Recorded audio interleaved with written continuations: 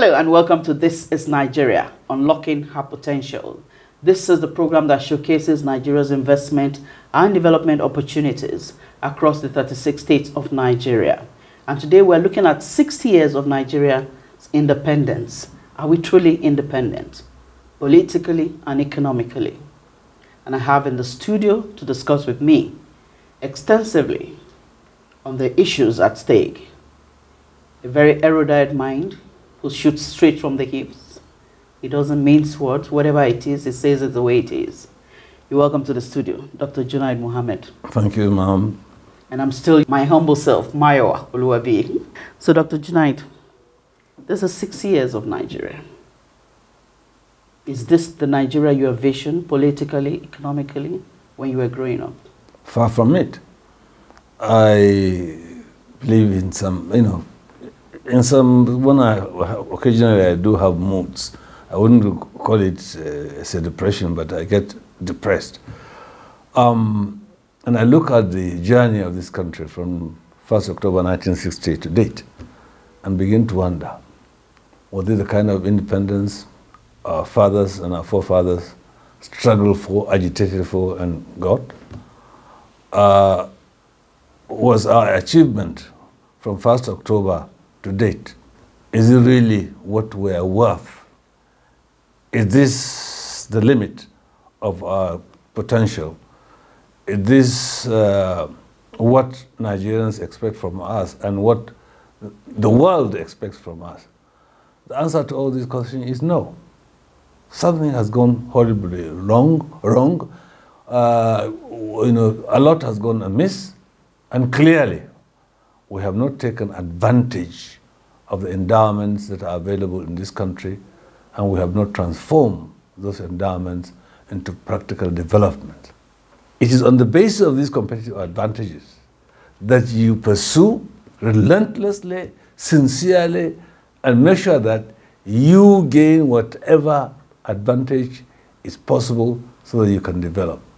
Now, Nigeria was born with several endowments. It was a very rich land, economically. Very rich. It was. Now we have problems with parts of land because of ecological pollution. Secondly, we had a vast agricultural potential. It's still there, but it has not been properly utilized. Thirdly, we had a huge market, right? Not only in Nigeria, but also in the entire sub-region, because no country in the sub-Africa sub-region, that is those countries that are now in ECOWAS, can do without Nigeria. So it is clear that underdevelopment is ours to deal with, and development is also ours to make or mar. Secondly, economics per se cannot guarantee development. And the terms we had about democracy and dividends of democracy is sheer nonsense. Democracy does not guarantee you development. Why do you say that? Simply because, per se, democracy does not assure you the necessary potentials, investable potentials for you to develop a country. So what system would you rather have? No, you have your democracy, okay, but democracy by itself does not guarantee you what you are in nation building, making sure that you have invested in those areas where you have competitive advantage, and that the country is being run in a rational, governable manner, so that at least people have see themselves and see the investment in the country as their own. They take ownership of the investment. We haven't seen that in Nigeria. For example, oil became an important factor in our economy in 1956 to 1958. Until 1960, Nigeria was not developing crude oil in any significant quantities. But after 1960, it became clear that we had a huge oil and gas potential, and that our potential in hydrocarbons is such that if we manage it, it should serve as a pillar to our economic development, and that what oil will do for us will to buy time and make sure that the accruables from crude oil are invested particularly in agriculture, because agriculture has its own, advantages. One, it's a huge employer of labor. Secondly, agriculture also will provide you with the necessary raw materials for industrialization.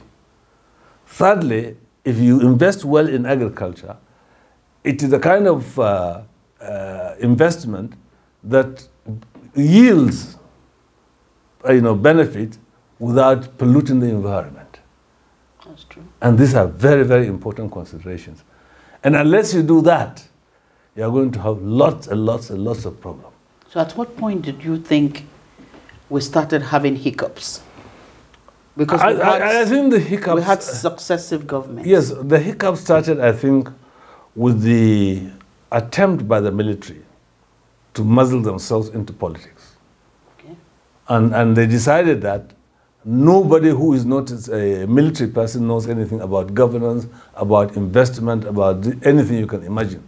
Only soldiers and treacherous soldiers who carried out a coup against a legitimate democratic government are the people who will now be rewarded for their treachery and their mutinies and who will take over power. So that's and we have several years under military regime.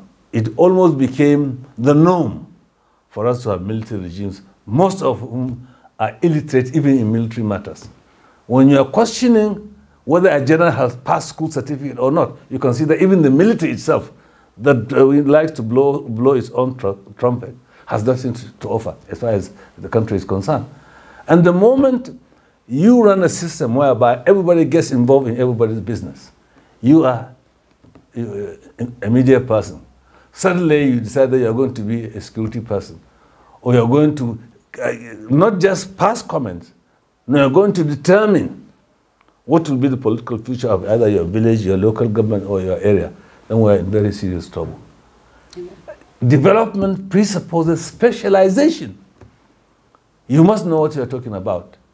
Okay, so the military set us back. Yeah. Have the politicians taken us forward? No, they haven't. Wow. They haven't. Because when you, in the course of a trip, you find yourself somehow being undermined by factors beyond you, when you get yourself free, the first thing you do is, what have I done right? What have I done wrong? And what do I do to remedy the wrongs I did? And what do I do to make sure that I do not suffer the consequences of what I did wrong? What happened was that the moment the military hands over power, they are now planning the next coup against the civilian government. And they're looking for excuses, alibis. They say you are corrupt, or civilians are corrupt. Every military administrator who has governed this country is corrupt. Today, the Boko Haram situation in the northeast, in particular, and the banditry in the northwest, are intractable. Why? Because the soldiers are making money out of it. The biggest grains market in the whole of West Africa is in Kano, not very far from Kano, about 20 kilometers. It's called Dawanau Grains Market. It is the biggest market in West Africa. All right, Doc. And as long as we base leadership, military leadership, not on the basis of competence, or when people pay, and when people fail, they are not made to pay the price. You simply allow somebody to exceed his limit, to exceed the provisions of his service, the norms that have been set aside there, then you can see we are going nowhere. All right, we'll go on a short break. This is Nigeria. We'll continue.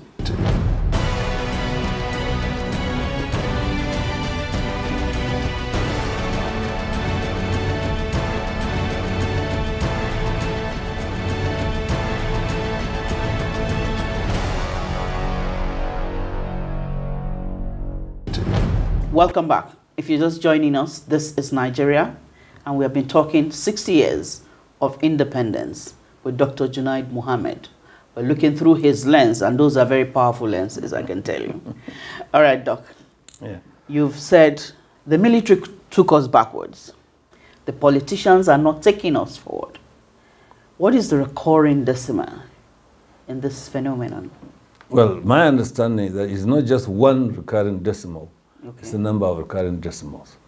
First and foremost, One of the serious problems we have in this country, of course, is the issue of tribalism and corruption. Now, I will go to corruption first because it serves as the layman's attitude or the average political class and the military attitude. Everything, anytime there is a problem, they say, it's the problem of corruption or the problem of, tribalism. Now, I believe the average Nigerian is a patriotic person. He's also a believer in this country. I believe anytime we have issues, the issues emanate from the political class. Those who make corruption the only way to, to go forward in public life are the political class. And that, of course, here I include the military. Okay. Those who make tribalism an indispensable sine qua non, to use of Latin, that without which not, again, it is the political class.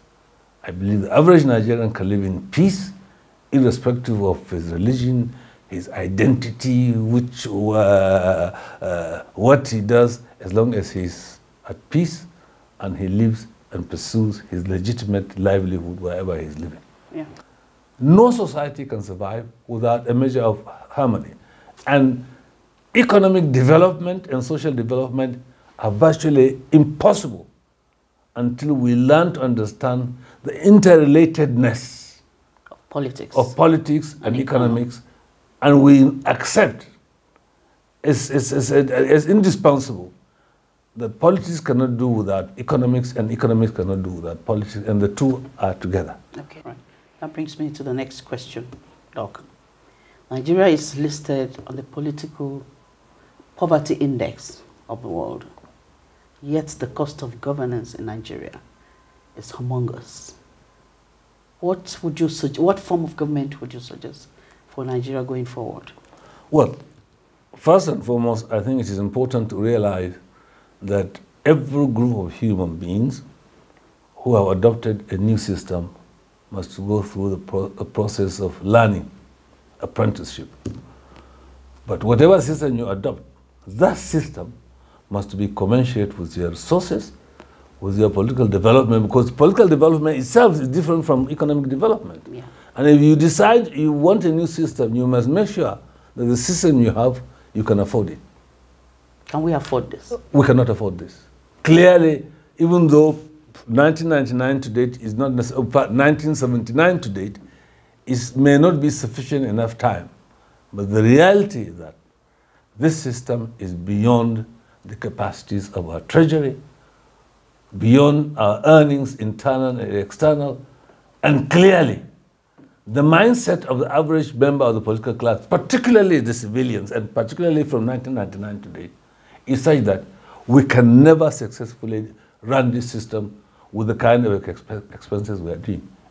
It's clear that what we call lobbying has been turned into institutionalized corruption. Secondly, when people go into political office, the idea that certain positions in governance are set aside for certain people is very dangerous. Because the moment you say, okay, this place is for so and so, or for somebody's in-law, for somebody's relation, you have already busted out the system. Because you rarely find people being given appointments on the basis of their capacity to deliver in those appointments. Okay. And if you don't get that, how do you make progress? Okay. The possibility of progress is completely ruled out. You cannot do anything. So, Doc, let's summarize all that you have said today. We go ahead with the presidential system, but we cut the cost of governance. We practice true federalism, or we restructure, because there's a school of thought clamoring for restructuring. What's your take on that? Well, first and foremost, there is nothing inherently wrong in amending a constitution or restructuring a country. It is important for us to realize that no matter how perfect a system, if the practitioners, the operators of the system are inherently dishonorable and dishonest, there's nothing you can do, because the constitution will not by itself solve their problems. It is the people who operate the constitution who will help you solve the problem. Democracy is not a a cookie cutter thing that one fits all. It doesn't. Certain democratic systems must be tweaked to satisfy the peculiarities of the country. But that does not mean that every time somebody finds himself not in a favored position, he will now start agitating, let there be true federalism, let there be this or that. In the first place, I think talking about true federalism is misleading. Really? It is misleading because every federation in the world has its own specificities. America is a federation, Canada is a federation, France is a federation, Germany is a federation, Australia is a federation. I can name at least 20 countries off the cuff which are federations, and they have their own specific areas of governance, and they have ways and means whereby they channel their resources and make sure that they live in some reasonable harmony. And the media has been one of the major parts of the confusion we have in this country. Why so? Because largely the media has been a reflection of the bigotry and the tribal nonsense we inherited from our politicians. The military has not been able to do anything, essentially because they are here for the broth, they are here for the stew. And I don't believe Nigeria of today can be amended by the military. We have already gone so far, so sophisticated, right, that the military cannot amend Nigeria. So it's Nigerians who have to do it themselves. The idea that you can call the military to come and take over power, they will do nothing for you. Elections are coming in 2023. Give us a description of the leader that you imagine for Nigeria going forward. Well, unless we have fundamental changes in the constitution, in the law, and of course, in the characters who are now in the National Assembly, we'll see no change. I would like to have a leader who will look at Nigeria as Nigeria. Okay. If that leader is not available, then really we are doomed. What leader is that? We have a leader who is fair, okay, right? Who believes in the whole country. We cannot afford to have leaders who are nepotistic. We cannot have leaders who go and bring their own sons-in-laws and what have you, and turn them into billionaires. We cannot have a government that does not believe in giving you a letter of appointment before you exercise political or economic or security power. Thank you very much, Dr. Junaid Muhammed. Thank you very much. Thank you. Well, it's been a wonderful time with Dr. Junaid Muhammed, talking about Nigeria, the presidential system of government, the leader he expects in 2023 to emerge for a better Nigeria. Thank you, Dr. Junaid, for coming on to the program. Thank you for having me. My name is Mayowa Oluwabi. We'll celebrate Nigeria at 60. God bless Nigeria.